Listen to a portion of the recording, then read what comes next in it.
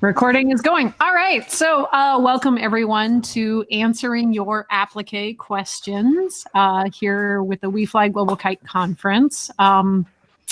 If this is the first session you've attended, there's just a handful of things I'm going to go over. One is, in general, everyone's mic is muted. And if I start getting feedback or we start getting a lot of audio kicking back on the speakers, I may mute your mic. So if you're trying to speak, you may have to make sure that your mic is unmuted if you're trying to talk. Other than that, this is a very free and open session. There is the chat feature on the side, so please feel free to use that as well. That's always a good place to kind of throw questions out there while someone else is talking. And yeah, so it was noticed in the beginning of the session that there is a feature in that's in Google Meet. It's the closed captioning. You can click on that and you'll start seeing live closed captioning at the bottom of the screen. And I believe it will also do a translation. It's just about 5 to 10 seconds behind in the translation software. So, yep. Other than that, I am going to hand it over. Are you turning that feature on? Are you turning that feature on? Individuals can turn it on for themselves. If you click on the button that says CC, if you're on a tablet, an iPad, or something like that, you might have to actually touch the screen to see the CC button. Let's see. I might be able to show it on my camera. So what I'm looking for is, let's see if I can zoom in, is that little CC right there. That's closed captioning. So I've got a few more folks joining. In general, I'll have my mic off until it's needed. But yeah, all right, Ron, I'm going to hand it over to you if you want to say anything or get the conversation started. Ok, buenos días, Fabián, otra vez. Acabamos de prender el closed captioning que estabas preguntando. Esa es la pregunta que le hice a Nick O'Neill, okay? I just said to my friend from Argentina that we turn on the closed captioning on in order to capture things and slow things down a little bit so, you know, they can catch up with the English in spite of what I'm going to do with them later in Spanish in the upcoming weeks. But anyway, welcome everybody. It's great to be here with you guys, and I'm here to answer questions. I thought that Nick was starting with some questions that were already asked, but if that's not the case, let's begin. Somebody throw me some questions. I'm gonna go ahead and show you some things as well. Not really a presentation, but at one point I have to show you guys some examples of what I have here and what I do. And we use, you know, various different techniques, 2 or 3 different techniques. So you guys tell me what you want to do with this, and then we'll base our conversations on that. Can anybody give me some feedback on that? So you have a question. Do you use specific marking tools to make cut lines, or do you just use a pencil? And what do you use on black? I don't mark on black, okay? So, but you can use a white pencil, wax pencils. There's a lot of white type pencil that you can use for drawing on black. I think I've seen some work from Colombia where they're actually applying fabric on top of the black and making that the perimeters, the borders, you know, and sort of a negative, sort of the reverse of what I do, which I'm going to show you guys with some templates here in just a little bit. Regular pencil, typically I do the standard, the old-fashioned applique, where we draw on the lightest fabric that's going to be in the design, whether it's yellow or light blue. Most of the times, almost 100% of the time, the drawing is done on the white. Very similar to what Scott showed you. We use very similar techniques. These techniques go way back from early days. John Burkhardt used to do it with just layering materials. The same sandwich techniques that we use today of layering fabric on top of fabric and then cutting out what you don't want. And then Randy Tom came along and started using the black fabric on top along with Jose Sainz. At the same time, I didn't know these guys, and it occurred to me that it's something that could work, and I started using the same techniques. They were hot tacking pieces together. I don't know if they still do. I don't use that technique. I use the spray mount very lightly. I have switched in recent times from the spray mount. It still works, but I think the formula has been changed. And so I have gone to something by Krylon that's called Easy Tack, if anyone can see this. It's much less expensive, less money. And the formula is quite like the original of the spray mount used to be. I can't tell you exactly what it is or what the differences are. I can use this for more permanent mounting, which I need in my borders when I do borders, or any time that I need a more permanent adhesive. But it also works very well for light spray, for just tacking material on top of material. Basically, what I'm doing is it's like an extra set of hands, just like I spray the table that I work on to hold on to my work. My glass surface is generally tacky. I clean it, of course, for other work that I need to do there. But when I'm doing applique, there's tack there. And so I'm doing everything over the top of that table. And it's like having an extra set of hands. And that's where these spray adhesives really come in handy. But again, it's a rhythm thing. It's something that you develop. It's the techniques that you develop. It's what you prefer. Scott likes the tape, and he uses the spray mounts and these type of repositionable adhesives in other aspects of his construction. So it's what you like and what works for you. Is the Krylon sewing machine safe? I have never had trouble with the needle problem. I do clean the needle often. I do see residue sometimes on the upper part of the needle. I have sewn through insignia tape without consequence.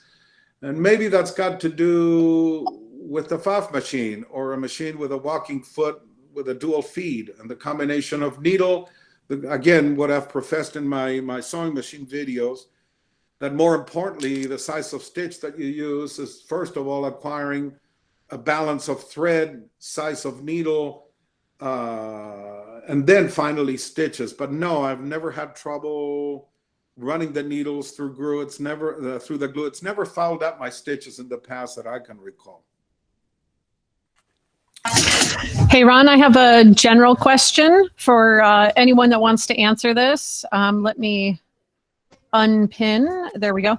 I have trouble sewing circles. Is there a trick to sewing circles?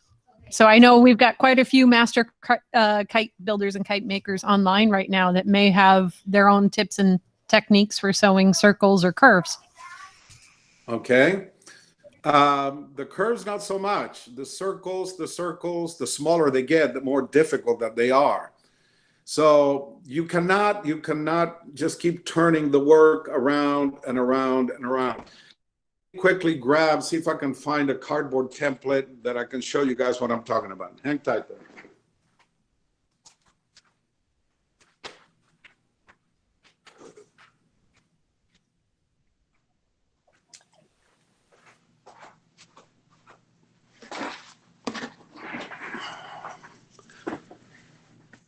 This is actually a lamp frame and probably bigger than what we need, okay? So assuming that this was smaller, if you start, the outside is not as much a problem, and let's say we're doing something thick like this, and it's going to require double stitching. Let's go to a single, to where we have a circle that has the white in the back drawn with a pencil, and let's say you have a red center, yellow, or whatever color that circle is going to be, and then we have the black from the front. So assuming that this is much, much smaller, we want to start at one point, and you're only going to be able to move 1 or 2 stitches, and then you have to move the work, and then you go another 2 stitches and you move, and you go and you keep going, 2 stitches, move, 2 stitches, move. And that's in a really, really, really tight circle. The reason why I'm telling you that is that if you keep going, the stitches are going to turn sideways. You cannot go around that circle with the machine in the same position, with the needle and the foot in the same position, and keep your, your stitches completely out. In other words, separated this way. So you cannot keep just sewing. On something like this large, you could go all the way around pretty much without distorting the stitches. But with tight circles, you have to 1 or 2 or 3 if you can, and then you move and change the position, you move the work in the machine, and then you keep going around until you meet on the other end. And then you can do your cutout. You can take out what's in the back or in the front, or however, your sandwich is layered. But that's basically how you do tight circles. You cannot keep doing the thing all the way around all at once. Are you making, I'm sorry. That is to say, if in terms of the mechanics of that technique, you stop on the outside, you stop with your needle on the outside of the zigzag stitch, lift your presser foot, and then rotate the work so that the stitches are all facing toward the center. But it's one of those places where having a knee lift will keep you from going crazy. If you have to stop every 2 stitches and reach past the work and lift up the foot with your hand so that you can rotate it around with the needle down. But that's what you have to do, is with the needle down on the outside of the stitch, you have to lift up the presser foot and move the work. And if you can do it with a knee lift, it really, saves a lot of bother. Bernina machines, many of them have that attachment that automatically with your knee will lift the foot for you to be able to do that. I've never seen one for a FAF machine, but I know that Bernina machines have that feature, and it's really, really, really handy for all purposes intended, not just for circles, but in particular for that. Are you If making? I may, Go ahead. not to contradict Mitch, but Jose signs in his Applique classes that he's taught at Fort Warden and Oregon Kite Makers Retreat and around. When he's doing little tiny circles, he does the opposite of what Mitch suggested. He stops the zigzag stitch on the inside of the circle and then pivots. And then he goes, then he stitches to the outside, comes back in, stops, pivot, stop, pivot. I do it to the inside also. Yeah. And then that way you get this very, very smooth circle on the inside. And then when you do your back cutting, it's a lot closer. And I've done use that technique. My point of the whole thing is that you have to do that move, as tedious as that is. It's not that much fun to sew circles, You have to do that. You have to bite the bullet and do that, whether it's to the outside or the inside. But you do have to move. You have to raise the foot and move. Otherwise, the stitches are distorted. They'll be sideways. So let me agree with Lindsay, and that is, it really depends on which side I stop on the outside if I'm cutting around the outside, and I stop on the inside if I'm cutting away the inside of the circle. So I agree with you that if you want a nice smooth circle and you're cutting away the inside piece, then I stop the needle on the inside to pivot. And if I'm cutting around the outside, if I'm cutting away the outside of the circle, then I stop the stitch on the outside of the circle to rotate in order to keep the circle nice and smooth. So I don't disagree with you at all, Lindsay. I think that's a good point. Are you making these stitches by hand, or are you using this sewing machine to make the 2 stitches? Or are you moving it by hand? When they get that tiny, sometimes, when something that small, quite often, I am doing the hand. When we're talking about something really, really, really small. I'll tell you something else. When things start to get really small and I need a dot or I need some kind of circuit or something like for an eye, I'm using insignia tape, and I'm going to show you that in an applique that I have here, and not sewing around there at all. So sometimes I avoid that sort of thing. So up to about maybe a 1-inch circle, yeah. Other than that, I try to do something else with the design, come up with a replacement for the idea, for the concept when it gets that small. There's ways to change design, drawings and artwork so as not to facilitate getting into tight spots like that, you know, trying to avoid that. It's usually been my way of dealing with that. But yes, I've ended up with dozens and dozens of little circles here and there in my designs in the past. So just have to find a way to deal with it. And each one of them brings a different situation. But that's as best as I can describe sewing small. And many of you have done that. But this is for those who haven't. So I have a cheat. I have a cheat that I've worked. And what you do is, I was sewing together paper for a very small paper kite. It was a Lee toy kite. It was a picture of him sewn to a beautiful piece of paper on front. And there was no way that I was going to be able to cut that out. So instead, I cut out the shape first, which is what the people do when they're doing applique on flags or whatever. And then I could follow it exactly along that edge of the cutout.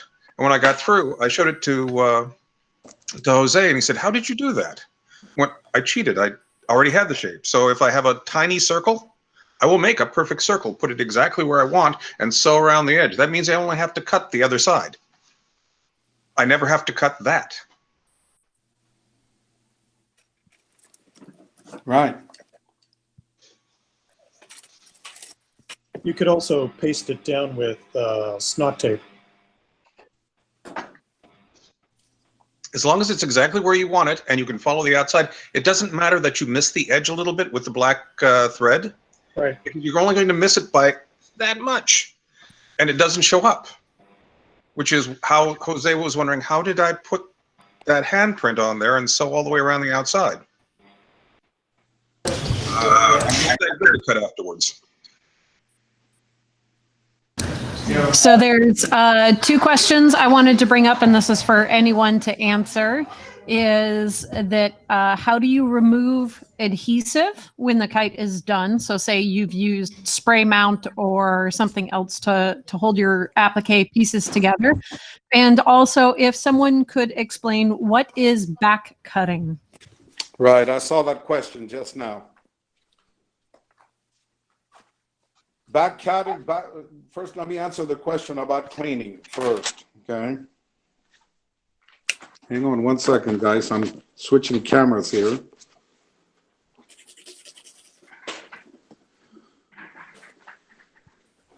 This app is a little bit different. I want to turn the camera around here on my iPad, and I'm trying to figure that out.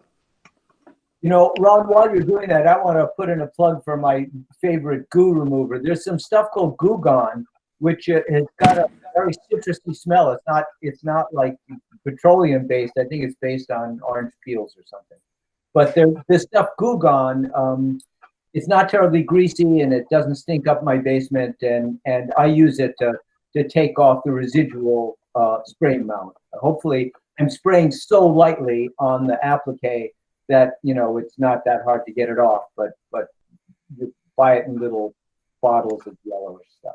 Goo Gone. So that's I have no commercial substitute. Each one of the spray mount glues will have a substance that will remove it, whether it's acetone or isopropyl or Varsol or whatever. Best is to just spray some on a piece of cloth, let it dry, and go through your pile of chemicals and see what removes this stuff. Whether it's Citrusolve or Goo Gone or acetone, it varies depending on what will break down the molecules of the glue.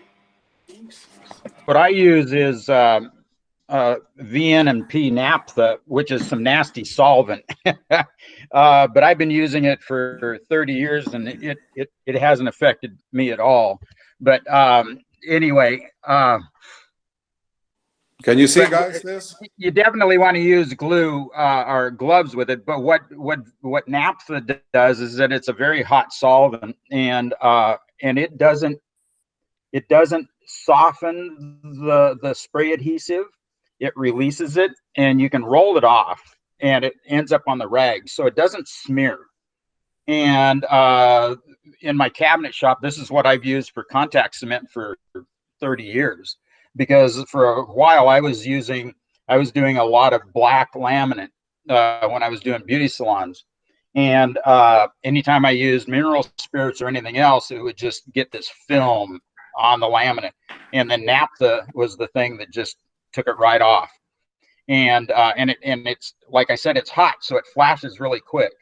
But it does smell. You want a lot of ventilation, and you want to use gloves. But you can get it at any paint store. It's called VNMP naphtha. It's for varnish makers and painters naphtha. Give it a try. It works really, really well. What does it do to Design Master? Nothing. Because see, Design Master is acetone based, and this is petroleum based. I mean, not petroleum based, but it's so it doesn't attack. It won't attack lacquer or any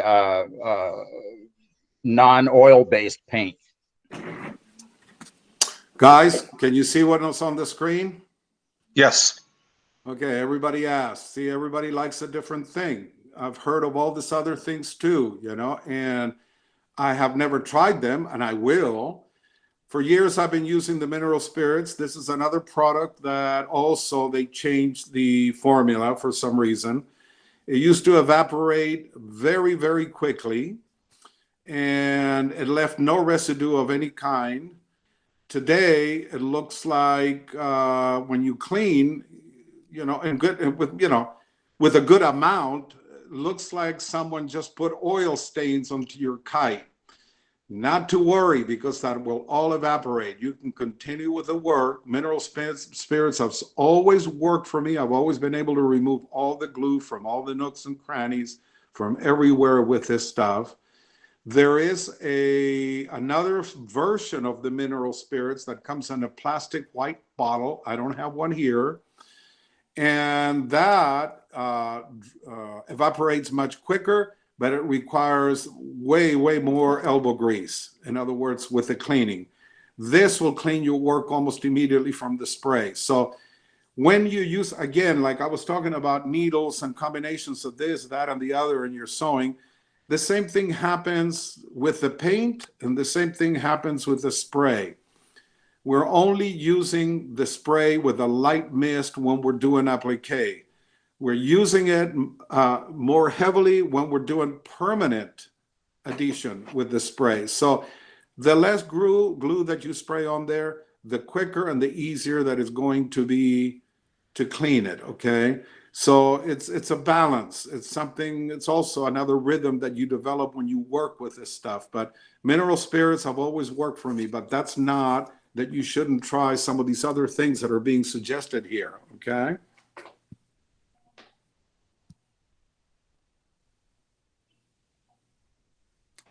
And mineral spirits are known as different things around the world.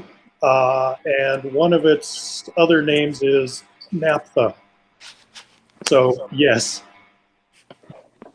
Correct. A question. If you So are spraying, let me show you guys something. I'll turn. Is there another question there? Yeah. Hey, Ron, hold on Sorry, for a guys. second. Con has a question.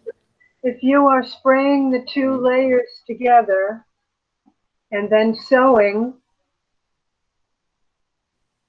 what do you have to remove as far as the glue? And you cut after you sew, trim? Is that where you have to clean it off?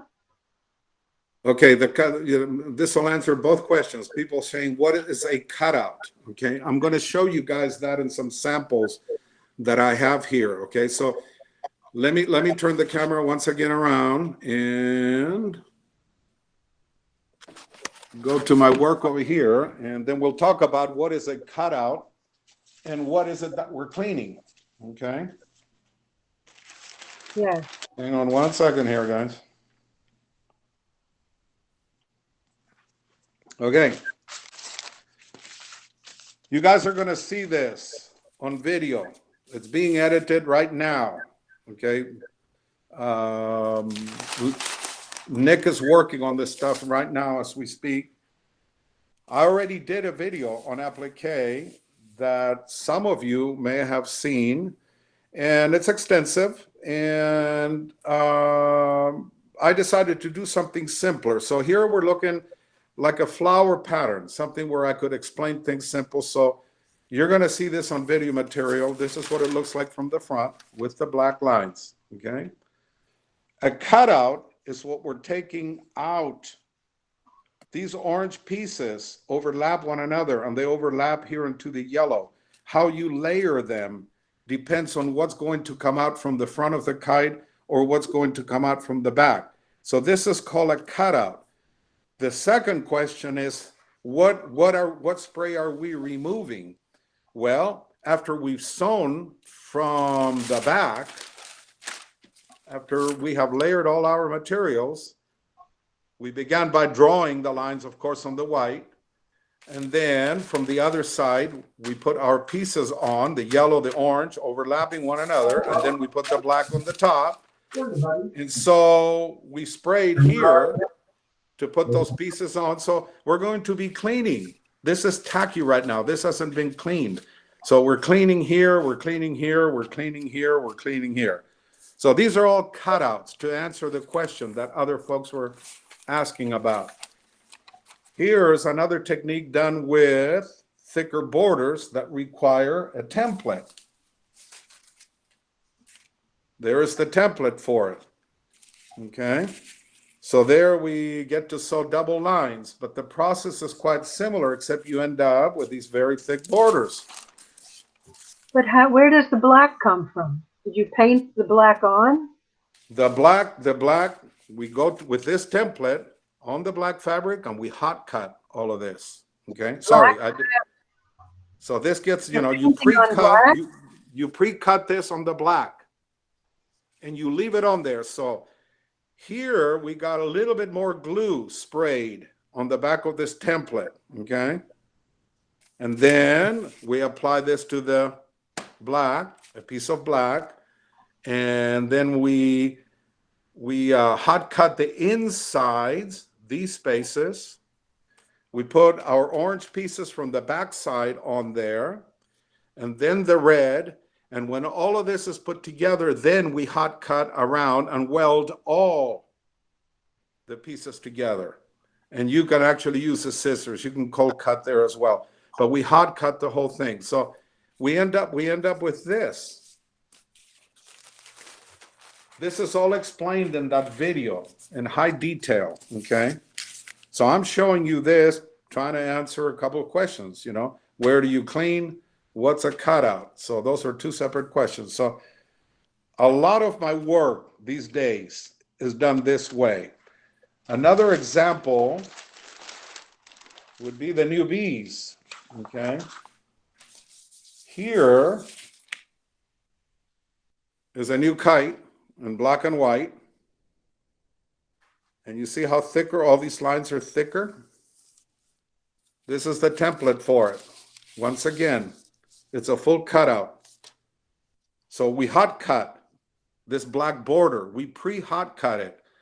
And the beauty of it is that you can sew and you end up with already these pre-cut hot cut edges. And they're very easy to follow with a sewing machine because you can see that sharp edge all throughout the borders.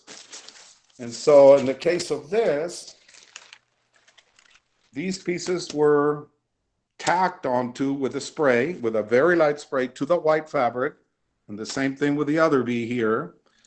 Before doing that, we shadowed with a paint by using a mask that looks like this, but without the cutouts. So it's a solid piece. And then you spray lightly at a distance to create that shadow, right over, as you can see there, okay? Similar technique with a honeycomb or part of the honeycomb. Let me see here. So Ron, can I ask you to clarify that for 1 second? Sure. You've got hot fabric, and have you spray tacked the fabric onto your template? So when you hot cut the template, you know, the fabric is sort of stuck to the template, and then you hot tack that in turn onto the white fabric so that both sides of that are hot tacked. Correct. Both sides of the black fabric are hot tacked, and when you remove the template, then you can just sew it onto the white fabric. We never remove the template until it's tacked to the background fabric. Right. And the reason for it is like once if you take the black fabric from the back of this template and try to set it on the white fabric with all these openings, it will never line up. There'll be wrinkles everywhere. There'll be gathers everywhere. It turns into a pretzel. It's not solid like the cardboard. So the secret is to keep it on the cardboard, okay? Until you tack it to the surface that is going to be at, and then you remove the cardboard. In the case of this design here, this has to be done with bridges. It's too big. So we have to put joining cardboard bridges across, you know, to keep its integrity. I show this on the video as well, how that's done. Okay, so you're going to be able to see that when that video comes out. So this is a huge one-piece template that's been pre-hot cut, and that's how you end up, you know, with those nearly perfect edges like that. Wow. Hey, Ron, real quick. Yeah. You've somewhat touched on this, but you've got 2 questions that I think are kind of great for everyone to answer. Yeah. Is first of all, what is the material that you're using for your templates? And I know there are a handful of other folks online that use different materials, so I'd love to hear what everyone thinks. And also, do you use a specific hot knife or soldering iron to hot cut? Okay, so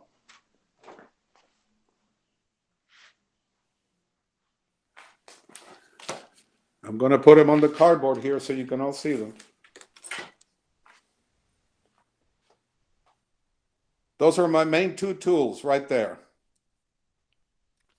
This is German made. Many of you guys are familiar. Kite supply places have. You can look these up online. They come under different names.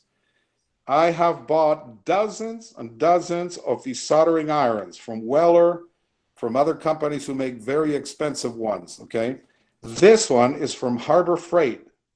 This is Chicago Electric. This is like an $8 tacker. I've had it for 3 years without burning it. I've never seen anything like it. I strongly recommend that you go to Harbor Freight and purchase 2 or 3 or 4 of these things. You'll have them forever. They last forever. This is what I use for fine cutting, you know, inside, like some of these more delicate patterns. The other cutter is strictly for straight cutting, strips, edges, and that sort of stuff. And it's very potent. It gets very, very hot, and it really does cut through. The hot tackers, as we call them, or soldering, pencil soldering irons, they come in different wattage. The wattage in this one is fairly high. It's 30 watts. It's pretty much what you need. You know, of course, the thicker the layers get, like if you're cutting through 2-3 layers, it's going to take a little bit longer to go through it. And if you keep the tool sharp at the tip, it's helpful also. And it's one of the greatest hot tackers, cutters that I've ever used. Funny enough, something as an import, and they work quite well. That was the one question. I think there was another question. Well, before you answer the second question, I'd love to open it up and see what some other folks, because I know we got quite a few folks online that do applique. So what are your preferred hot cutters? And just remember, your mic may be muted, so you will need to unmute your mic to respond. I have one. Mine is my new laser.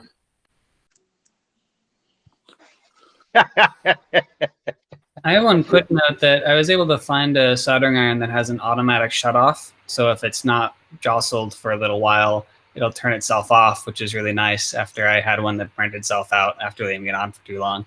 So something like that's really nice. I haven't gotten quite there, Waddy. You know, you and Lindsay both are exploring the automation constantly. I'm still a pencil and paper kind of guy. I still do basics and do things by hand. If I was doing production, I wouldn't even dream of touching things the way that I do now. I would certainly look for plot cutters, for this, for that, or the other. And heck, I got Lindsay who does all kinds of setups for me, including the 3D parts and all that. So I'll concentrate on my art and the things that I do with art, and just leave all that technical stuff to the guys that are really good at it. And that's you guys. So if I need something, I'll come to you for those kind of techniques, okay? I've had some experience with Lindsay's stuff, and the way he cuts things with his laser is quite remarkable. He leaves a little space that you can fit a thread into. And in terms of hot cutting, I use a soldering iron. I have several of them. My favorite is the 60-watt iron. In fact, you'll see me use it when I do my Sunday presentation. And I have a 60-watt iron that has an adjuster where you can actually set the temperature. And I find that for rip-top nylon, you need about 800 degrees, and a 60-watt iron heats up quickly and cuts pretty fast. A 30-watt iron will do it, but it's a little slower cutting. So I like the idea of having a 60-watt iron, but it's got a rheostat that allows me to adjust the temperature. It's a little more expensive, but it's really been quite useful.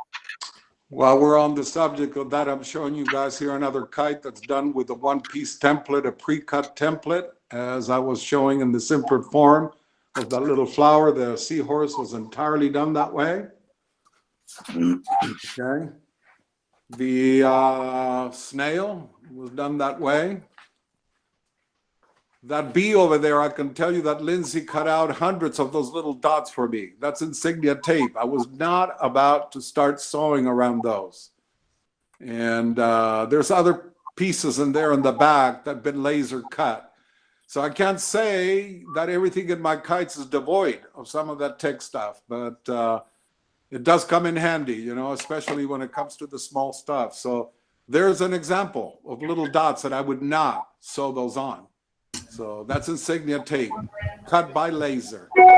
I spent a childhood sailing on the sea, and we used rip-top nylon spinnakers, and the insignia tape never came off. And wind and rain, insignia tape is dead reliable. So I vote for that. For things that are impossibly small stuff, insignia tape is fine. Here's the eye of this bird with the little hole cut out with a piece of white in the back. The rest of the eye is an iridescent fabric. That's insignia tape right there. So there's another example of it. The technique is standard applique. This is an unfinished kite that I'm showing you with a design that I used on Revs. Some of you are familiar. But here it is, sewn in the back of the fabric. There's the bird. It's just a rough drawing. It doesn't have to be precise. We're going to sew over that so the lines don't have to be perfect. And from the back, you're seeing the layering. You can see how everything overlaps. The trick is that you have to cover all your lines. All that excess is going to get cut out either from the back or from the front, depending where it lies when you start opening, when you start doing the cutouts. Once again, I'm using that word. Here's how it looks from the front. Okay. Hey, Ron. And so you're just tacking those. Mario just asked a question. Nope, hold on. You got Ed has a question for you, and then Mario has a question for you, and then Bazzer has something to say. Okay. Oh, we got Bazzy with us.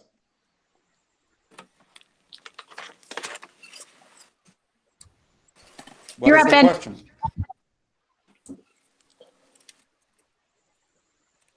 Ed?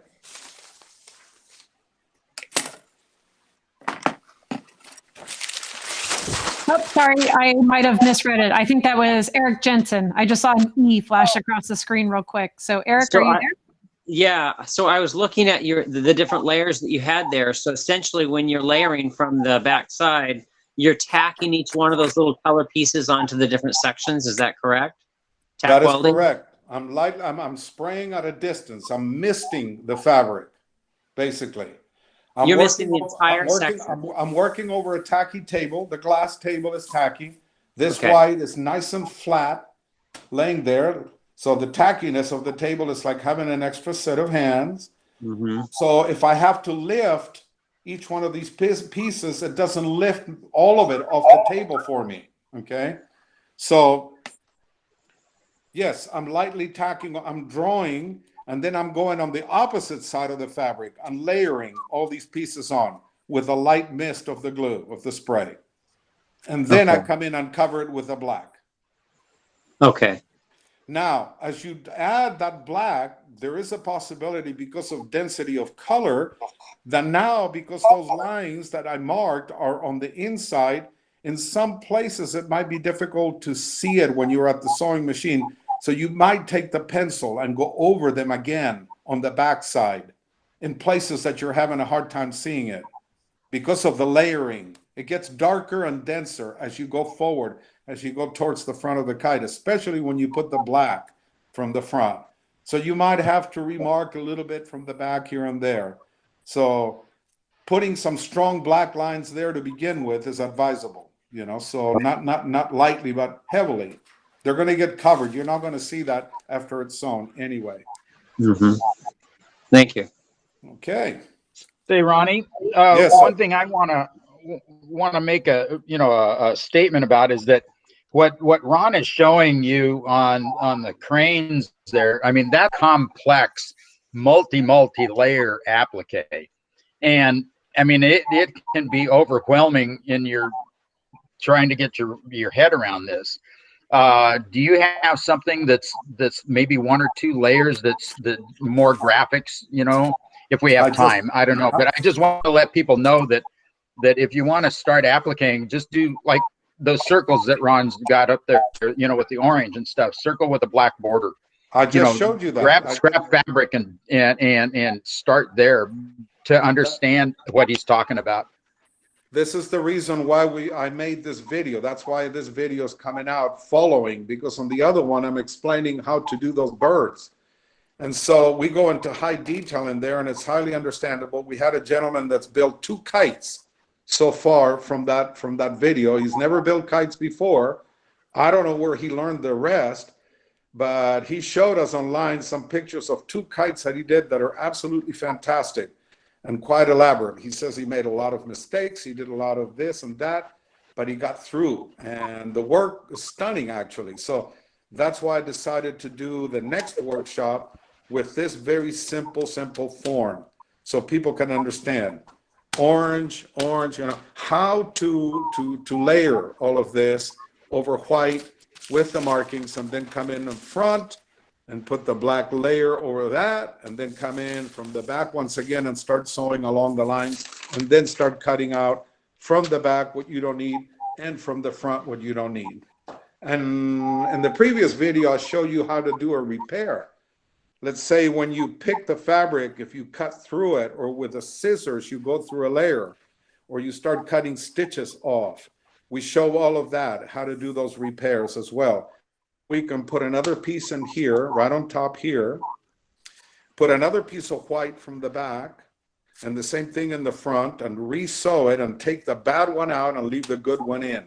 That's all explained in that video as well. So that's all stuff that would take a tremendous amount of time to do. Some of those videos are hour and a half or more, explaining all this stuff. So it's quite thorough. So you're going to have both. You're going to have the video explaining the birds in more detail as what Lindsay's describing, and then also a video on this simple patterns, explaining the very same thing. I wonder if I could press a question that got posted before, but chat details have passed it. What are you using for your templates? Do you use bookboard or poster board, or What do you make your templates of? Oh, poster board. It's a standard poster board that you buy from Office Depot or Staples or, you know, any of these places, any craft store. These are 28 by 28 sheets or 22 by 28 sheets. Just regular poster board. And you just cut them with a razor knife. Yes. Well, I have some other sharp knives also that are quite good. Breakables. Stanley knives that look like this. X-Acto knives will work. Razor blades will work. Now, a cardboard template like that has a life, okay? You know, they'll last only so long. After a while, they start to accumulate ripstop on the edges, which means that your fabric will stick to that template more heavily and sometimes unravel the edges. So you'll have to reheat that edge. You know, you'll have to cut that edge and reheat it a little bit. And so you have to make new ones, you know. For instance, in the templates for these birds, when we did the revs, we ended up doing about 20 of them. There was no way I was going to do 20 revolutions with this design, which was a single bird in its full image, with one template. I think I went through maybe 3 templates or 4 templates doing that many kites. And again, all of this stuff can be done with cutters these days, with plotters for templates, the same thing for cutting out the fabric. These are some of the things that Bazer has been exploring in an incredible way for quite some time. And he's... if you want to say something, Ronnie? Yes, absolutely. Since you're in there, we would like to see some things that you're doing. Sweet. How do I turn on the camera thing? Hello, everybody. How are you today? Hello. Hey, Baz. Down at the bottom, present now. Thanks for coming in. That's great. I'm glad you're here. Then you can show people what you're doing. I have a 3-year-old whose birthday is like now, and he's got Weeklix toast and then a shower, and then I'm on. So, let's window toy screen. How do I just get my camera to come? Can you see me? No. Okay. Hang on.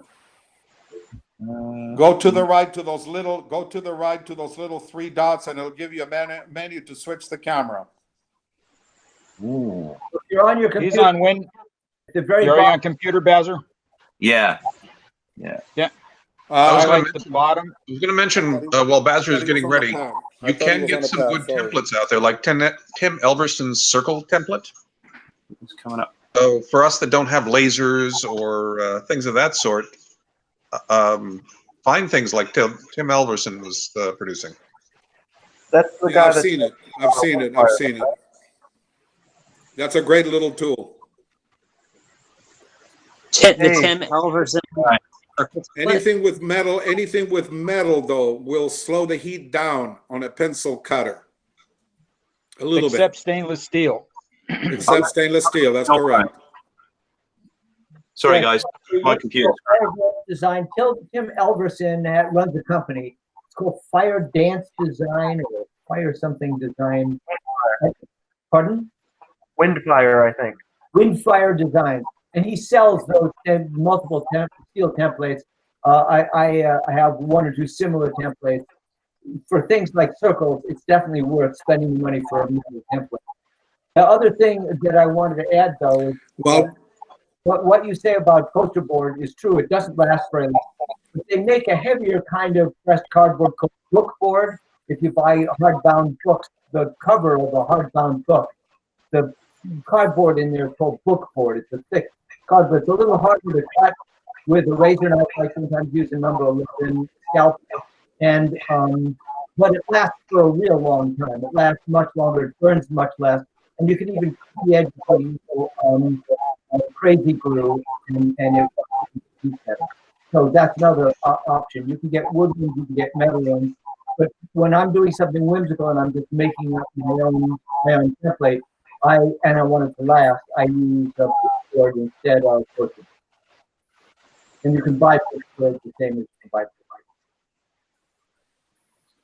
Good stuff, Mitch. Yeah. Any other, while we wait for Bazzer to upload whatever he's doing, any other questions that you've got in the meantime, or something that we missed? Can I throw a question up for you?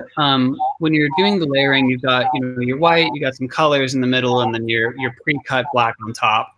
When you're cutting out the colored layers on the front, how are you keeping the color from sort of poking out from the outside edges of the black where you don't want it? I'm not quite following you there. How are you?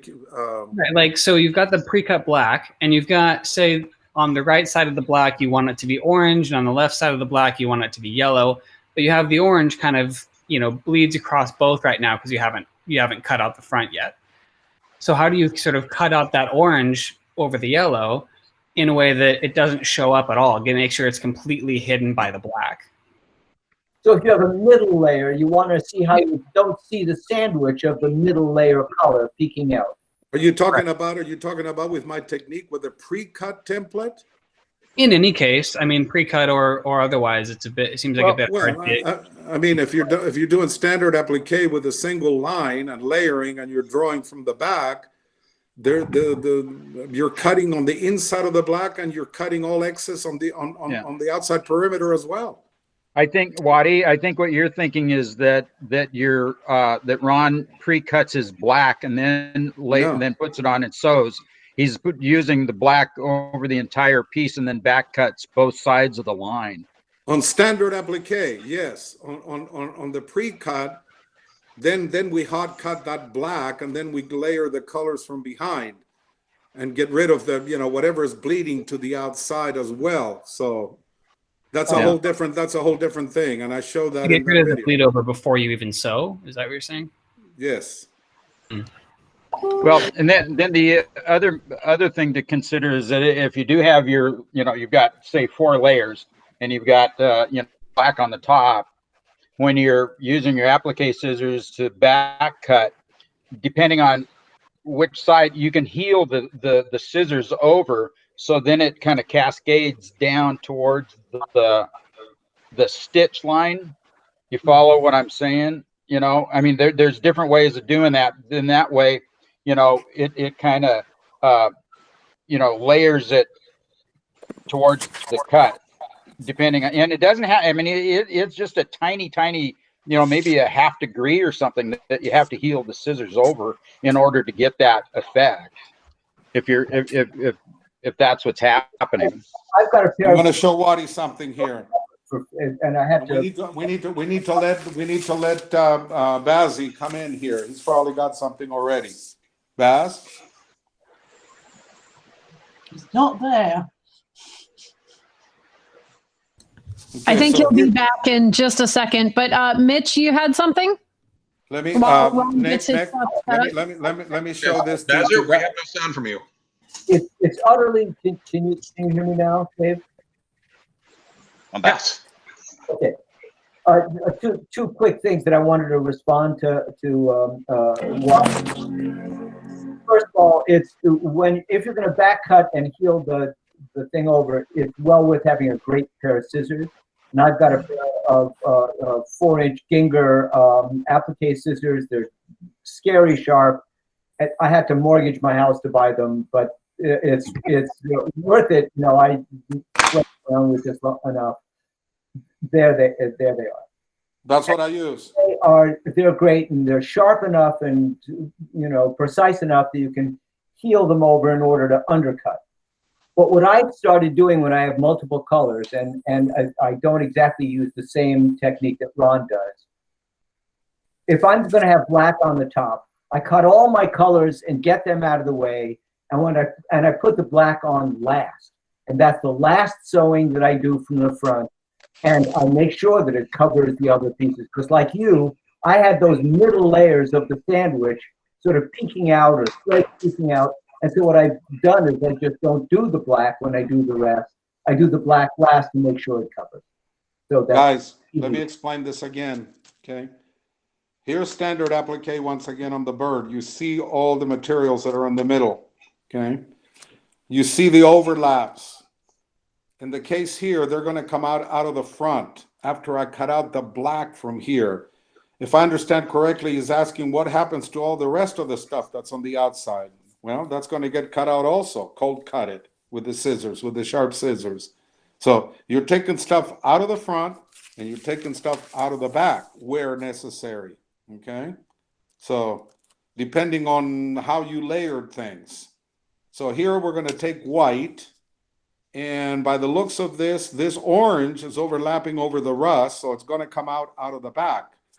Exactly the opposite is going to happen when I come to the front and start cutting out black. Now the rust is overlapping the orange, so that's what I'm going to end up doing for a final product that looks like that. And it looks like that in the front. Does that explain it a little better, Waddy? You're relying on the spray tacking to hold it all together. Do your trimming of the color while it's just held together with the spray tacking, and then that's just to hold the work in place while I do the layering. That's all it is. It's a very light mist of that spray. And, you know, if you need paint, like in the case of this, you have to pre-paint.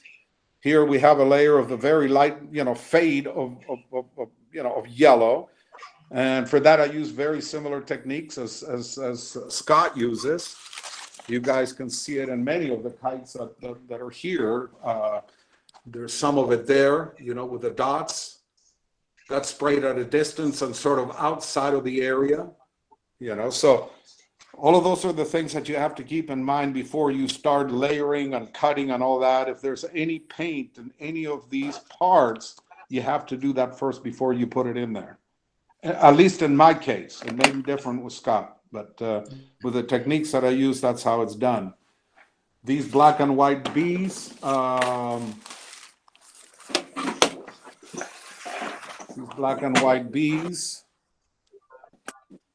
the eyes were sprayed through a screen that looks like that.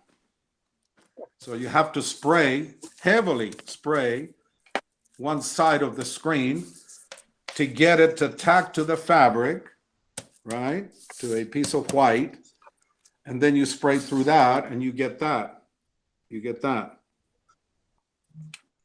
So that's what I was talking about earlier. Maskings, templates, I mean, stencils.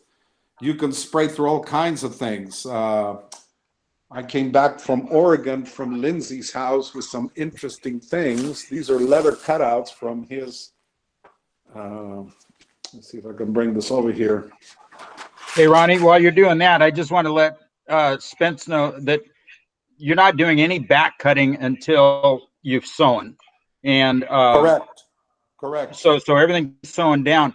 I remember talking to Jose about Jose Signs, and what Waddy's I think is alluding to is the tiny little edges once you cut your applique back that you see. And so if he sees it, if he saw any color, he'd just take, and if it was a black, you know, line, he'd just take a black magic marker and color that, you know. Hey, it works. You can. If it's less than perfect and there's something undesirable showing, you can either cut it delicately or you can mark it like you just described. Anyway, here's another 50-foot pattern rule that can be used for masking here. Hey, Ron. A quick question. When you're hot cutting after you've sewn the layers together, I don't know if you covered this in the other video. How do you prevent yourself from cutting the other layers of fabric with the hot cutter? And which technique? And this one here? Ron, you know how you showed me the razor blade under the edge to finish off a little piece? I think that's kind of what he's talking about. Where you put the, so let's see if I can, I don't know that I have. That was a little bit different. First of all, there is no hot cutting in this technique, okay? Okay. This technique here, this is all done with the scissors, okay? How we pick the fabric to get the scissors in here, okay? we use a thread cutter. Okay, let me show you what that looks like.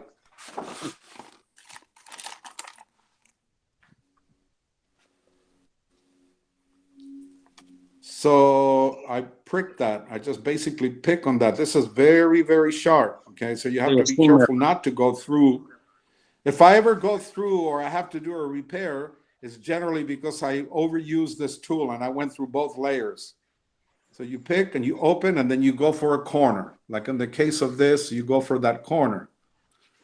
Matching a startup point after you go all the way around sometimes can be difficult. So I go for the corner here and then scissors go all the way around and then come back to the corner and then pull. The same thing with the other side. But this is the tool that I use for opening. The hot just for opening, not for cutting the whole piece out. Pardon me? You're using the seam ripper just for opening that piece. Correct. Not for cutting the entire piece out. Correct. Correct. But that there are people, Waddy, who use the thread cutter to back cut the entire interior piece out, and they turn it around so that the ball section is between the layers, so they're sure not to catch the underlying layer, and that ball piece will sort of bump itself along the zigzag of the interior piece that you're cutting away. So there are people who do that, who use a thread cutter to actually cut it along. And Ron, I so completely agree with you. It's very easy to catch the underlying fabric, and so especially in my senescence and my vision is not that great, I actually take a pin, like a straight pin, and I pass it through the top layer that I want to cut, and I sort of lift it a little bit so I can definitely see I'm between those two layers, and I keep it lifted as I slide the thread cutter into that in order to make it as far as the edge. So there you go. You see, there's another technique right there that you people can use, you know, so everybody likes to use a different thing. I know the gentleman who does use, many of us know, in fact, I've got these cutters. He sent me these cutters as a gift. I had made a purchase from him, and I mentioned his name on the video unintentionally. And he said, I said, what, you know, he says to me, I buy these things by the hundreds. I said, you go through that many of them cutting thread? And he says, no, I do all my applique cut from that. And I said, wow, I'm glad you can do that. So I do talk about that in the video, you know, and again, for the purpose of whatever works, whatever technique you find, what may be not great for me might be fantastic for you. So, you know, it's one of those things. You got to try different things, different scissors. I got very large hands. I cannot use a smaller scissor than that. That's a Ginger scissor. That's a $27, $28, $29, $30 scissor. I used to have some bigger ones that disappeared at a retreat many years ago. It was probably that much bigger.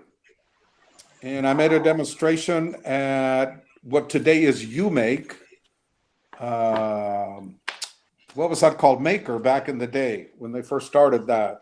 Many years ago, and I did a workshop there, and I did a demo with those large applique scissors, and people were in disbelief that I could move those scissors around that quickly. But again, you know, I was used to them. They were incredibly sharp, and they worked for me. And so these are the things that we try to teach in tutorials and classes everywhere we go, that finds something that works for you and milk it for all it's worth. Keep using the same tools and be consistent. Be consistent with what you do. And the work will turn out to be the same all the time. It will look the same. It will be finished the same. And yeah, so that's my attitude about tools. Find something, try different things, work with what works for you, not necessarily for someone else. Is Bazzi ready to go? Do we have him still? No, they're opening presents. Oh, I thought he was coming with us. I thought he said, "Can I do something?" And he is, and then you then did it's wrong. birthday time. You know, you can't hold up a 3-year-old. Hey, anyway, if I can interject a little bit on the scissor thing versus seam ripper, the scissors are, in my opinion, which is humble, by the way, are the best is that you get a upward and downward shear. So you're trapping the fabric in between the two, where the seam ripper is too big of a gap, and you're not going to get the accuracy with the seam ripper unless it's modified. And that's brought into my mind of modifying a seam ripper instead of scissors. Anyway, so but Jose Signs taught a class in one of his applique, the Jose Signs method, and he showed us how to modify the tip of the scissors, the bottom edge of the lead. And you take a diamond stone and you just barely touch it, just round off and take the burr off. You don't touch anything else. You don't touch the tip. And then you can go in and you can pick with the tip of the scissor, but when you're cutting, it doesn't have any sharp part to the bottom and it won't slice through the bottom. And it's amazingly effective, but it's scary on a $30 or $40 pair of scissors to be doing that. And then you don't give it to somebody that doesn't know how to do it, because Rhonda can explain that to you. Anyway, so she was impatient, waited for me to do it, and handed it off to somebody else. So anyway, but that's the thing. And so we're going to reach out to Jose, see if he can do a video on how to do that technique, or else I may be able to do it. So anyway. I'd like to interject something here, if I might. I think I use the same scissors that Mitch uses. I think 4-inch Ginger knife edge scissors. Scissors right here. In my opinion only, these are the best scissors to use for applique. Has a round edge on one side.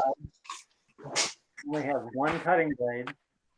The big blade is the cutting blade. Where's my slide? This is the cutting blade. We're not hearing you very clear, Ron.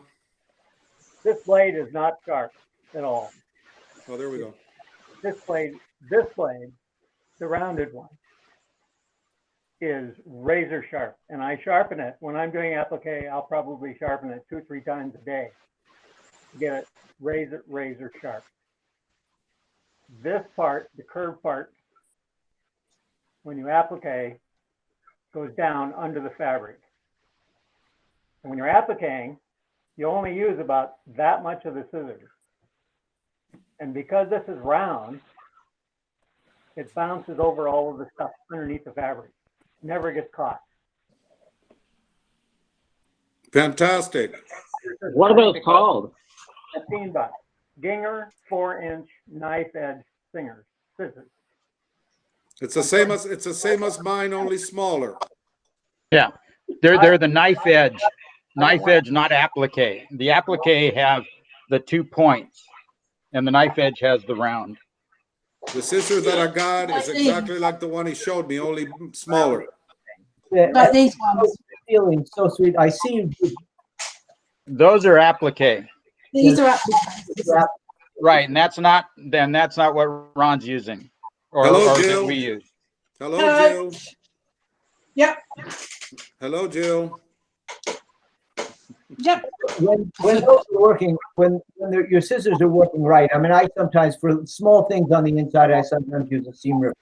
But I like to use those scissors because, frankly, when it's working right, it's bumping along the inside of the stitches and it's gliding along the fabric. It's just a wonderful feeling. It's a great sound. It's really a satisfying experience. It's nice to be working well. So I don't need to. And do not use your applique scissors for anything else. Yes. They are applique scissors. And when Jose walked into his house one day and saw his wife cutting the children's hair with his applique scissors, he went ballistic. What are you talking about? They work great on poultry. I use mine for poultry, and then I go to applique. Yeah, and on paper. Yeah, paper will dull yours faster than anything else. I go cut chicken bones, and then I come right back and do great applique with them. Works great. Yeah, you got to lubricate. Let mean, I just wanted to put in one, and I think Andre will appreciate this as the scientist in the group. But the thing about paper, Tell you another trick. size, unless you're cutting absolutely raw newsprint, the thing that makes paper smooth and white is that it's sized, and it's sized with silicone sand, basically. There's a layer of sand, of very fine sand, pressed into the surface of the paper. And so if you use your scissors to cut that, it's obviously not, it'll do microscopic damage to the edge. And it's very hard to get over that. I mean, even a single error of cutting through sized paper, you know, it really changes the way your scissors feel. So I back up what Lindsay says. I will tell you another little trick that I use. My applique scissors, the 4-inch Ginger, I put them on a lanyard around my neck and put them in my pocket. That has saved me hundreds of hours when I laid them down on the table and they're underneath a piece of fabric or underneath a piece or falling on the floor or whatever. I always put them on my Yep. I actually, you know, the people who have had classes with me or sort of shared other people's classes with me, you know, I've got a little holster that I hang off the edge of the table, and it's got pockets in it. And my little holster has pockets in it, and I keep a forceps and my scissors and a thread cutter and a bunch of little things stuck in my. So like Ron's lanyard, it's always at arm's length and it's never buried under a bunch of stuff that could injure them. So God forbid they get slipped off onto the floor. That's what this is about, guys. Sharing. Everybody sharing their ideas, their thoughts, and how they work. And yeah, I mean, this is fantastic. We're able to do this since we can't see each other. We can't attend physical workshops or anything like that. That we can do this like this. It's fantastic. Was there something? I think there was some other questions. I think Scott Hampton was jumping in there. I think Scott. Just while we get that figured out, I'm going to throw this out there that as a reminder, in about 40 minutes, we have a session with Ron Bohart on dyeing for color. I posted the information into the chat section, and I will have all of that on Facebook and everything else so that you can see it. But yep, this conversation can keep going. I'll look back and see if I can find any of the questions. So if I've got just a little thingy on the next generation in sewing and applique, which is not, I mean, it, and I have the ability right now, I mean, buying a laser, and Ron has experienced what we can do with the laser, and Mitch Cordova, and maybe some others of what I've done with the laser. But this is not for everybody, of course, but it's what's out there right now, and what is being done with lasers. And I've practiced on sewing 2 pieces of fabric together, putting it in the laser and cutting just the first layer of fabric, and it doesn't cut the bottom layer. And I mean, it's amazing what can be done with lasers. And I mean, we're talking, it's thousands of dollars, of course, for the machine, but that's not all I use it for. But I've been playing with it, and it's amazing. I mean, and that's what's coming up, and it's just going to get more affordable as we go along. But for most of us in this room, I see that we probably don't have that much time in our lives to make it affordable. So anyway, at least I get to play with it. But and I can pass that on to other people and make things, for some by using the laser, creating some ideas. Anyway, so don't want to take too much, but the laser technology is amazing. So it truly is. I mean, I got to witness it, when we were making the B parts and stuff. I mean, stuff that would take me, I don't know, who knows how long to cut how many of these little triangles or circles is done in seconds on the laser. So yeah, absolutely. Absolutely. I have a question on when you've used the laser for that, is it actually seam welding the edges when you've done 2 layers, or is it not hot enough or what have you, so that you're actually getting 2 separate layers that come apart easy? No, it melts them together. I mean, it depends on the fabric, but of course we're using nylon and polyesters. So yes, it welds them together. So I mean, I could go through and stack up and do it, say do a pattern. First, let me back up just a second. My laser is 24 by 36 or 600 by 900 millimeter is the dimension, but I also have doors so I can pass things through and do it in longer sections. So it's not a large bed printer, but anyway, but you can do, 600, 900 millimeter pieces. So I can actually, stack stuff up, and I could go in and just hot tack, and then go back and sew.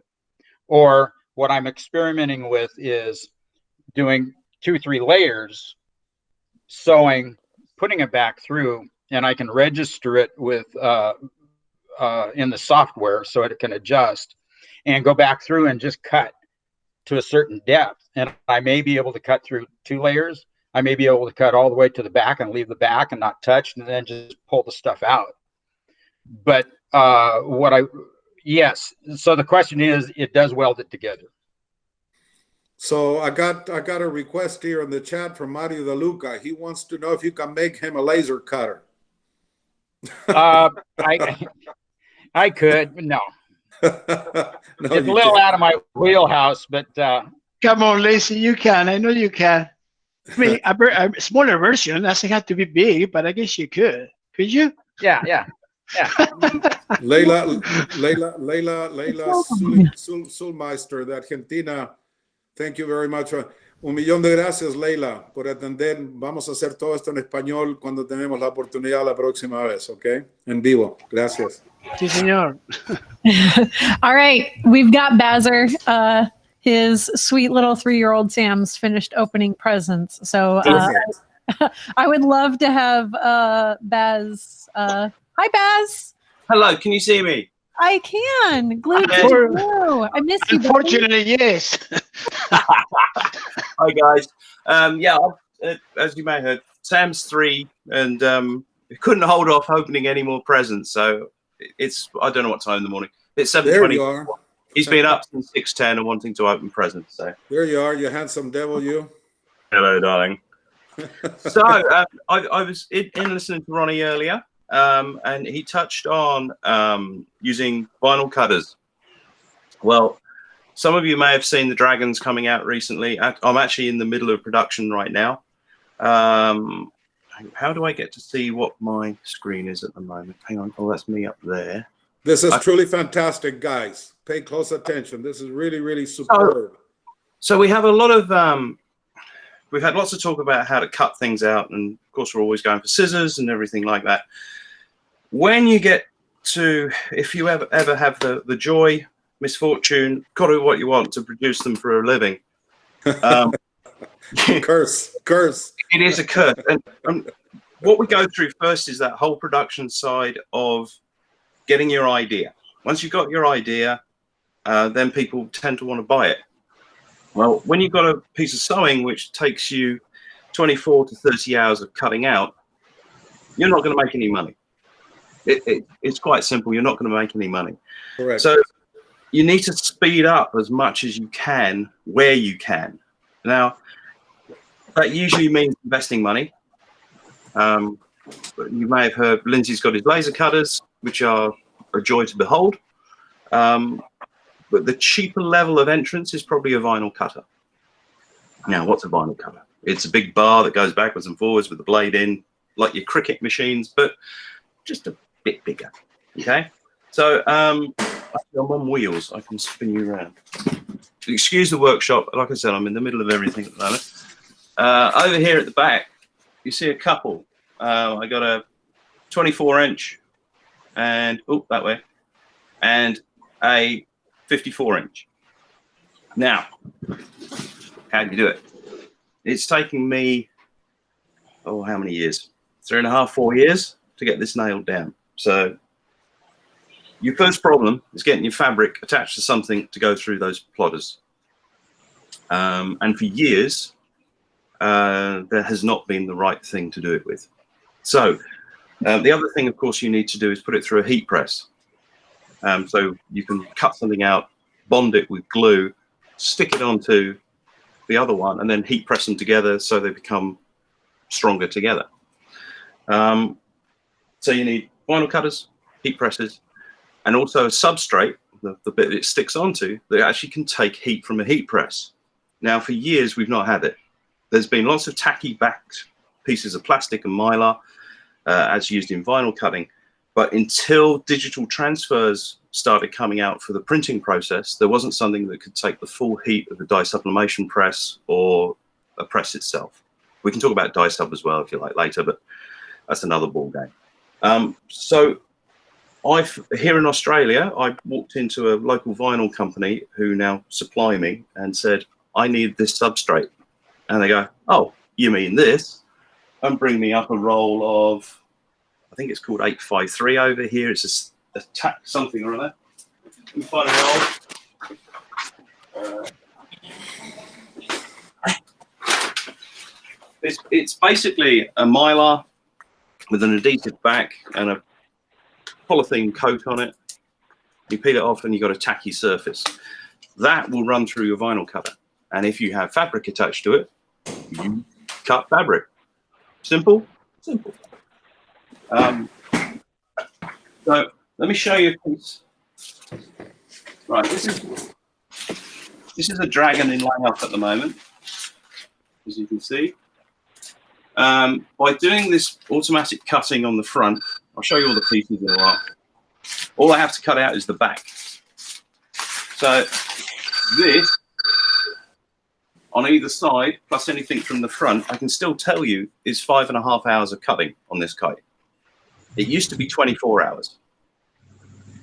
So is it viable? You bet your butt it is. So what you do is you end up producing pieces like this. Now, this has been sprayed also and then cut. Lots of registration marks, lots of inverted files. This has actually got the whiskery bit coming out the back. If you're making a one-off, don't even bother with this process. It's not worth it. Not worth your time. You will be on the computer for nearly a week. Which is what it looks like, one kite at a time, with a very similar process. Yeah. Where you only cut out the back, and that process, like on the bees, you only cut out the back. Yeah. It's like if you can eliminate as much as you can with a little bit of thought and technology, get on with it. Yeah. You're just wasting your time. Yeah. And time is money. So there's a black outline on that flame cut. There's a black outline on the flame cutout. Is that painted on, or is that? No, that's cloth. That's your piece of cloth. Let me take it. Here's a green ear. Right. Let me just separate it. Well, if I can. There we go. So you can see. There's a camera. So there's a 6mm border, or nearly 1/4 inch border all the way around here. It's been cut. So while it's on its substrate, it's still completely flat. So of course, then the black cut you do in reverse. Because what you're going to do is you're going to cut it out in black, leave it all sitting there with all your registration marks, so it's all completely black. You're going to spray it over the top with a spray mount or something like that. It doesn't need to be any more aggressive than that. Then you pick out all of your registration marks, and then you lay it on top of the color. And in a perfect day, everything lines up. If not, you're there with a tiny weeding tool, just edging all your lines. Get rid of everything you don't need, stick it in the heat press for 20 seconds. Out it comes, and everything is bonded, perfectly flat, like that. And bonded together. Yeah, so these are actually spares for if I want to make some more. So when I was doing my templates, I usually cut for 5 kites on each part template. So each time I do a cut, I'm making 5 kites. And you end up with a huge stack. After you fuse them together, you sew over that. Yeah. And it doesn't come up your needle. Well, it does. but it's how you treat that. It's how you treat that. Correct. Yeah, that just comes down to machine maintenance. So, it's a very similar technique, but very similar technique as the pre-cut templates, you know, pre-cutting the fabric, except the materials are slightly different. We're spraying the same way, we're doing the same things, but I'm only doing one or two. In order to do what you do, I'd have to make 5 or 6 templates. That's crazy. You have that in the computer. So. The nice thing for alignment, and if you've seen the pictures of the dragons, there's actually like a grid work over the top. They actually registrate the whole of that image is about 5 or 6 marks just on one central piece, which then goes on and everything works off there. So that saves time as well, rather than drawing the whole design every single time. Because it's all lined in black, it just goes smack straight on, and you just sew the black line. You don't need to draw the thing out. It's there in perfection, and you just go right between those feet prongs, and away you go into the distance. Yeah. Something I started using for templates. Yeah. If we got it's going to take me a couple minutes. I know it's 2:32. But with the laser, this is a project, and Mitch Cordova was part of this at UMake, and he built one. Just real quick, this is the I don't know whether you can see it or not. This is a wing, the Felina, and yard art, and so it's this is a Scott Hampton design. And so this was all hand cut that Scott made.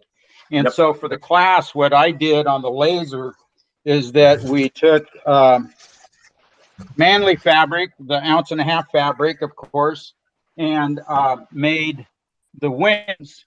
And if you can see, I don't know whether you can see this detail or not, but okay, so there's a tab right in here.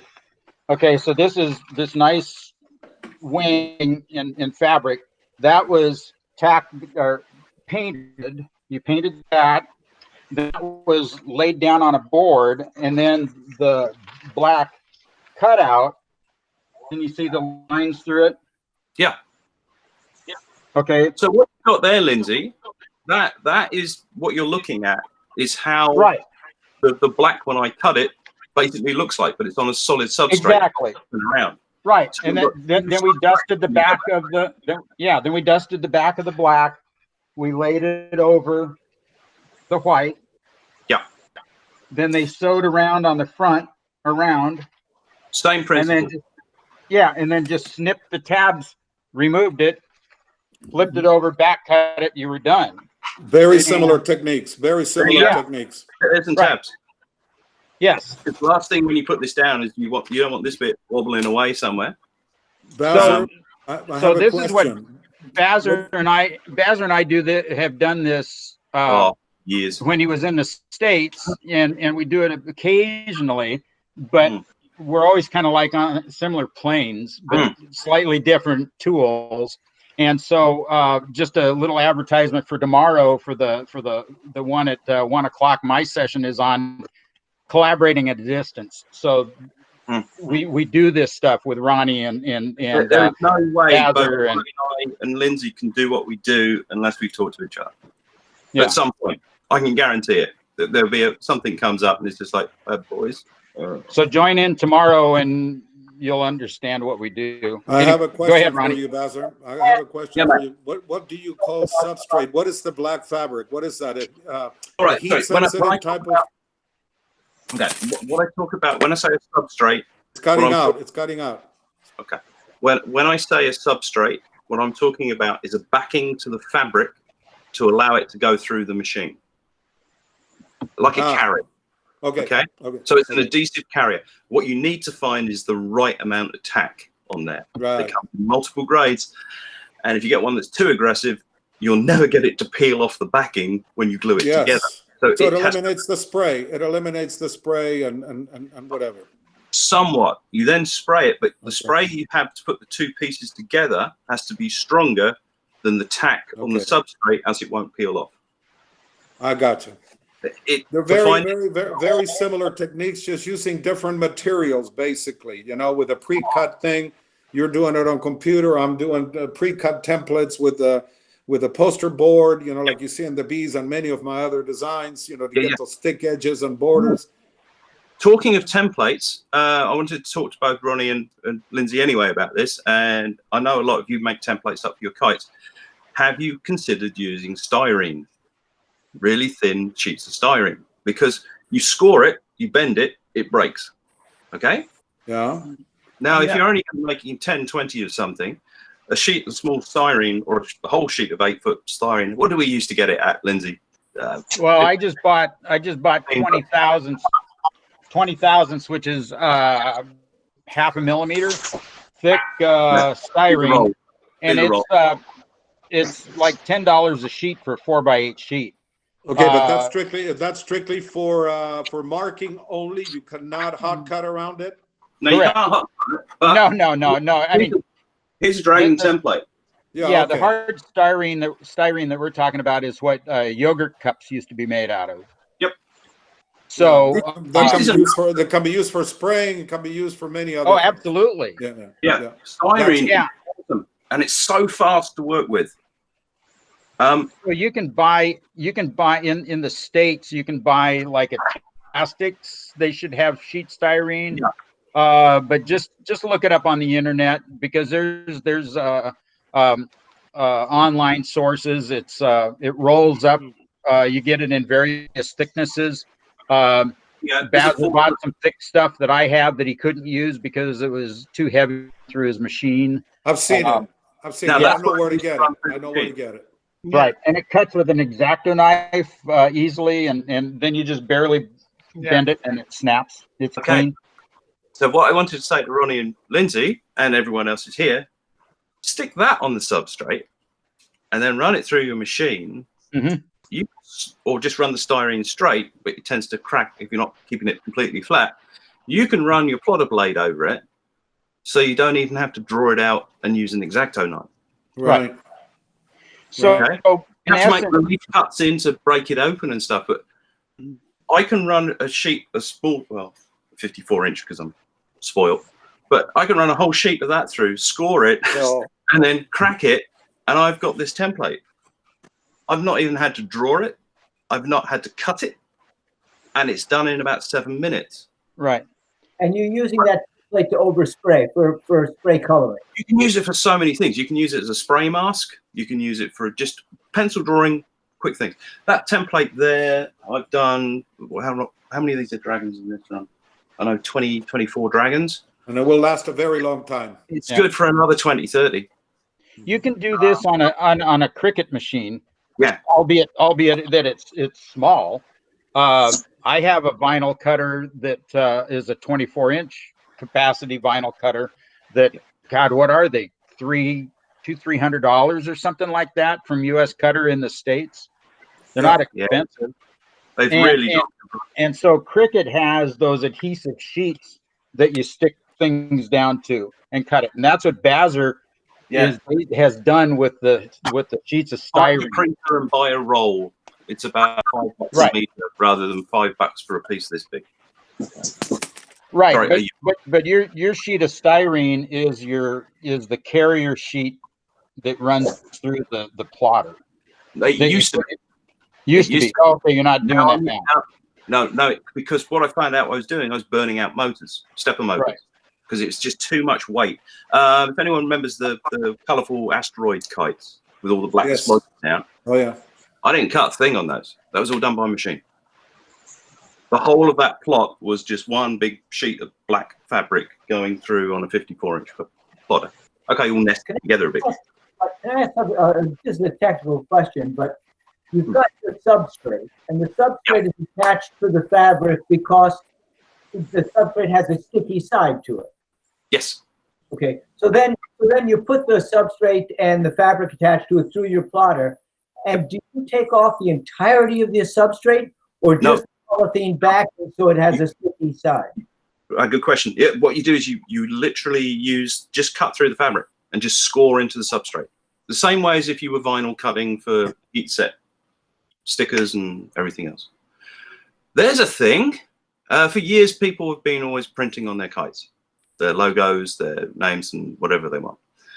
Well, from my days of Revolution, we always had this argument, because every time we sent them away for printers, we would have half of them fail and peel off, because Icarex has a good side for printing on, and Icarex has a bad side for printing on.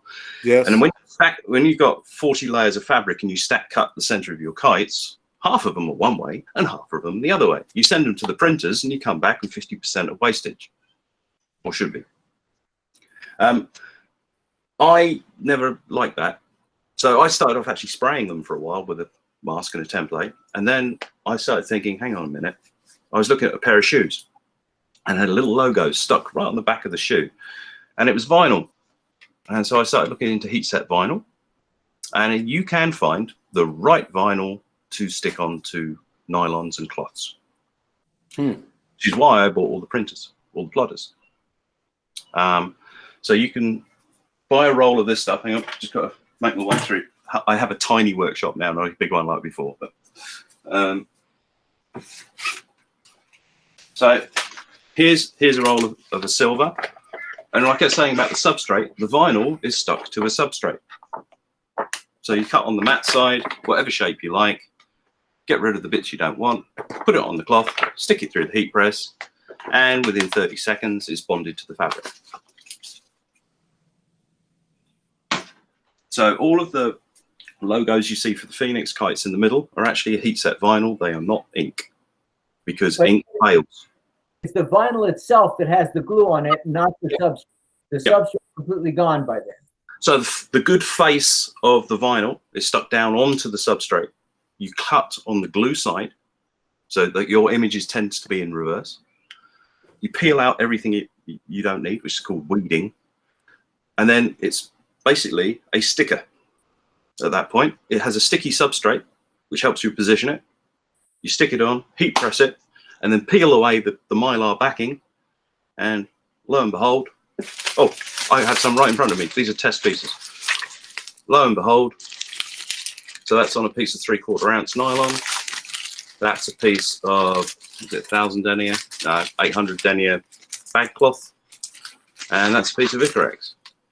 Yep. So, and that's another thing, testing. Get your times down, get your, it sounds easy, but when you start dealing with ripstops and Icarexes and Dacrons and bag fabrics, every material handles differently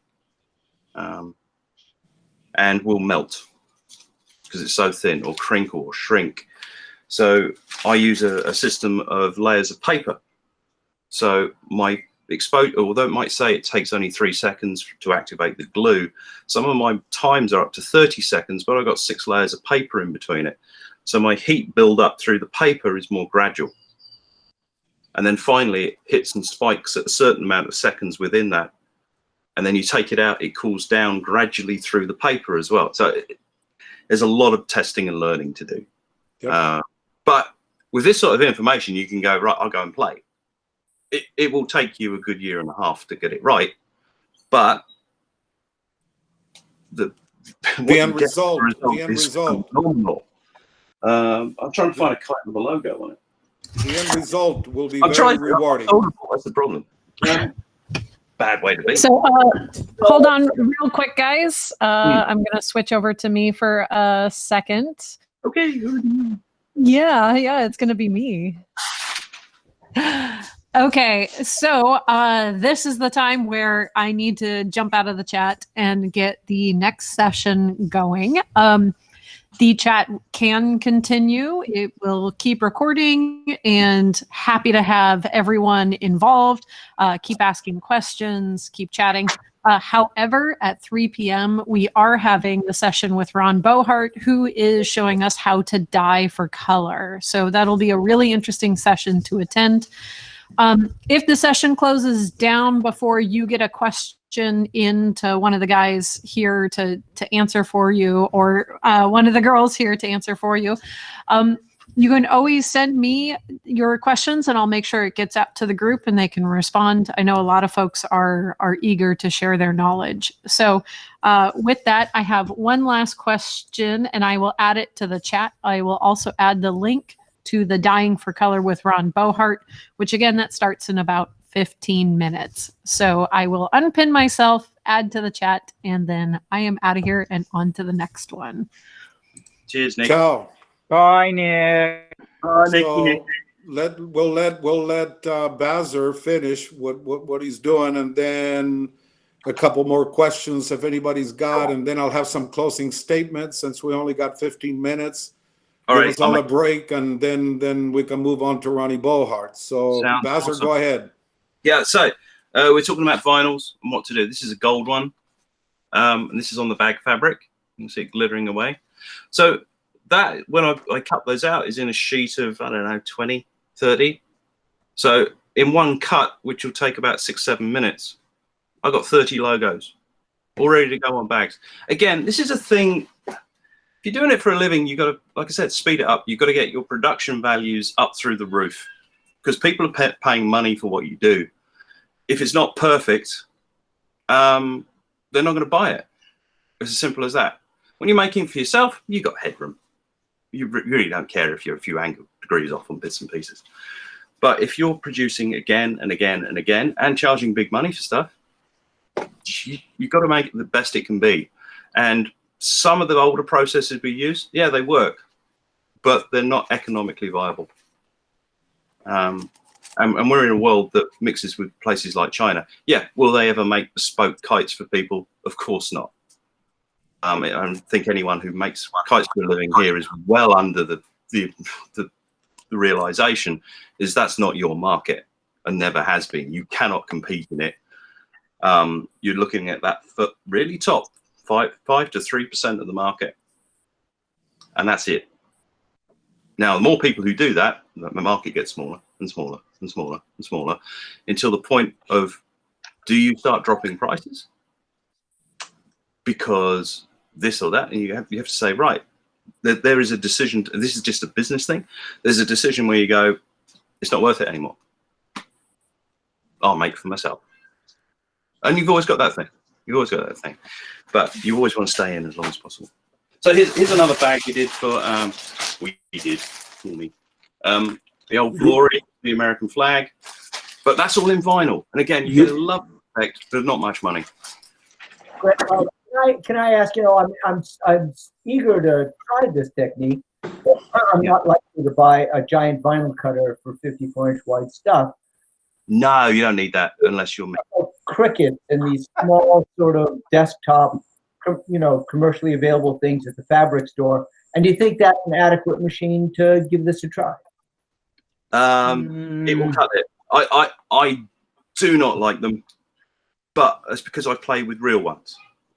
And I don't mean to sound snobbish about this, but there's toys and there's real things.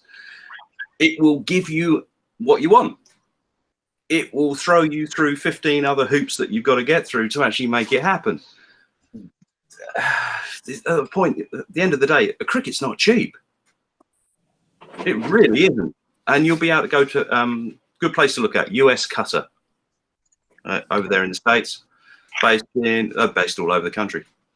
So especially up in Seattle, I know they're up there. I just put the link in the chat window. Oh, sweet, mate. I used to get all my stuff through there. And they've always got end of year stuff. They've even got some repairs and returns that come in. Take a serious look before you jump into a level of a Cricut, because a Cricut is still a toy. It will do what you want, but it's what Joanne Fabric sells, basically. Yeah. But you can also, if you can generate the art file that you want, you can also, if you've got the vinyl, if you buy, the heat set vinyl that Bazzer's using, say you buy a roll of it and you want some stuff made, you can go to a sign shop, hand them that roll, hand them your drawing, and they'll cut it out for you. Yes, absolutely. Do you think Baz? You can. That's painful. That's painful for Baz. Oh my God. For me also, I've been based in Adobe Illustrator for 30 some odd years, so I design and think on that format, like Lindsay, and you know, it's just how you do it. The thought of me taking something like that to someone else to cut it when all I've got to do is go click. No. You know, it's a speed thing in your head, but yes, you can. Bazer, today though, for a beginner, for someone who has no knowledge of this, you know, then find someone who's bought a Cricut and borrow it. Then find the vinyl and then have to cut it into sheets to go into a Cricut. But find someone who's got one and go and try it. It really comes down to the cutting software. Cricut's usable, but it doesn't allow you all the features you get in a professional cutter. Right. The other thing is that the weight of the vinyl may be beyond the capacity of the Cricut. Maybe. No, I don't know. I haven't used a Cricut. No. Fine. The trouble with the Cricut is because they have the ability to cut right through things and just score things. You're in a you're in a constant taking that one cutter, or if you buy another one for 60 odd bucks, to have one set up the other way or one set up the other way. It just makes you bleed money. I think they're a false economy, to be honest with you. But if you know someone who has one, or go to go to their house. To a scrapbook store. Scott Hampton goes to a scrapbooker for when he's getting his paper cuts and stuff done. Yeah. So the other another great thing about a vinyl cutter is you can put a pen in it. So when you think about all of your drawings and templates you've ever made, and the hours you've spent drawing, you put a sheet of paper in and press go, and 10 minutes later you come back and there's your drawing. You can be doing something else, and it's just time economies, and that always costs money. Yep. I have memories when you did that big fish kite for me. Yeah. And which started from a basic drawing. We had templates for it. Sorry, I've got a birthday. Within an hour, we had templates for it, as I remember correctly. Right. The link I just put on the chat is from US Cutter, and I mean they're selling like a 34-inch one for less than $300. There you go. And I mean that's less than a Cricut. Thank you. There you go. Yeah. There you go. Sammy, where are you? Oh, there he goes. Ta-da! Hey. Happy birthday, boy. It's Happy mini birthday. Happy birthday, Sammy. Hi, Sammy. Happy birthday. Happy birthday. Hey, guys, let's get ready for the next session. Bazer, unless you have something else. No, I'm good. I want to catch on Ronnie's in a bit. But I've got a birthday party to speak. Yeah, listen, Bazer, thank you. Huge hugs to you and the family. We thank you very much. So, guys, you got to see, I mean, a wide variety of things throughout the last 2 hours that we have been on. Anything from basics, some of the things that I'm recommended that you watch the videos because they're in high detail. I'm going to be doing some live streaming from my studio here, showing some of those things live, and I'll probably do my own Zoom or Google Meet meetings in the future where I can show technique besides printed YouTube videos. And so you got to see a rather large spectrum of things throughout the afternoon. Lots and lots of questions. I got to say thank you very, very, very much for those that have been with us and having the patience. The Latin Americans, you know, I will take care of that at another occasion, all in Spanish, the same way I just got describing by doing live streaming from here. And thank you, Nick, for supporting all of this, for organizing all of this. And I profoundly thank each and every one of you for opinions, you know, questions, and your participation. And so we'll see you guys at the next one. And I strongly recommend that you come to the one tomorrow, the collaborative one. That's going to be a lot of fun. You're going to get to see what several of us are doing together by sending stuff to Lindsay on back and forth. And we'll see you at Ronnie's little workshop that's coming right up in a few minutes. Thanks, guys. Cheers. Cheers. Nighty night, Rolf. Thank you, guys. Time to go to bed. Chao, gracias, Mario, gracias. Gracias, Ron. Muy bueno. Adiós, Un abrazo grande. Chao, gracias. Gracias, chao. See you later, Keith. Okay, see you later, boys. I'm gonna go and have a party. Thank you, Bazzi. Thank you so much. Thanks, Baz. I'm gonna Really party. good.